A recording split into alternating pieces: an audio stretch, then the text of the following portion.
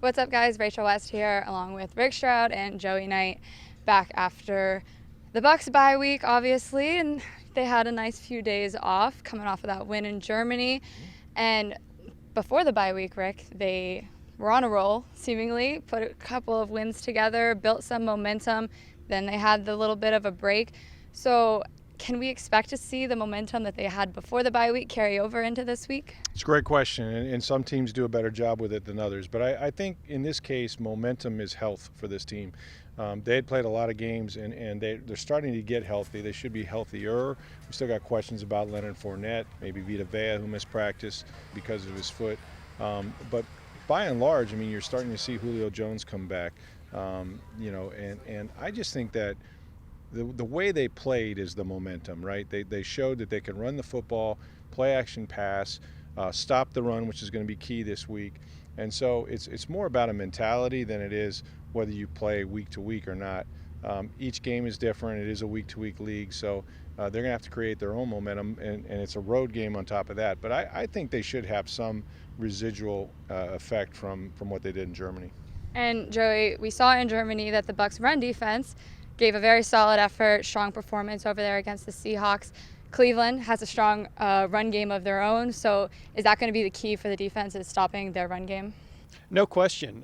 Seattle was a top 10 rushing offense going into that game in Germany.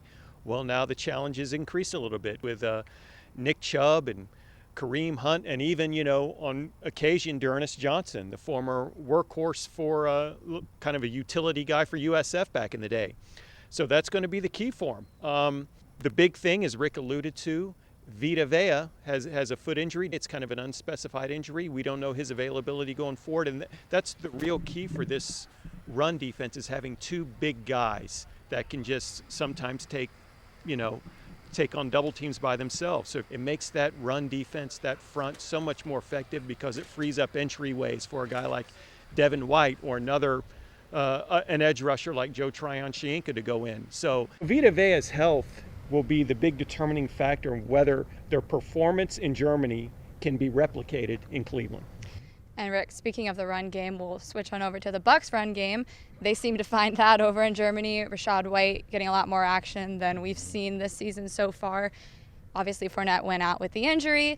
So just what do you expect to see out of the run game there, and how do they replicate the performance that they had? Well, Todd Bowles said that they're going to go with the hot hand, and that's usually code for we're going to do exactly what we did last time we were out. And so I would expect to see a lot of Rashad White until he proves that he's not running well. And listen, in the National Football League, as we were talked about Cleveland's run game, you need more than one running back. I mean, guys wear down. I thought, Leonard Fournette wore down a year ago. He missed the last 3 games of the regular season and the playoff game. So this is actually a good thing, a good problem to have. You have 2 guys going now, but the rookie showed a lot of excitement, a lot of power, a lot of speed.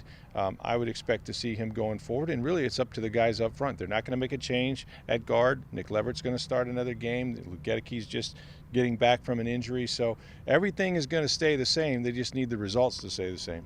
And a lot more angry runs from Rashad White, hopefully, right. too. At least the Bucs hope so. Yeah. So we'll see if the Bucs are able to carry over that momentum that they've built here the last couple weeks when they take on Cleveland. Make sure you guys are keeping up with all of our coverage that we have for you over on social media at Sports at Tampa Bay Times, as well as over at tampabay.com.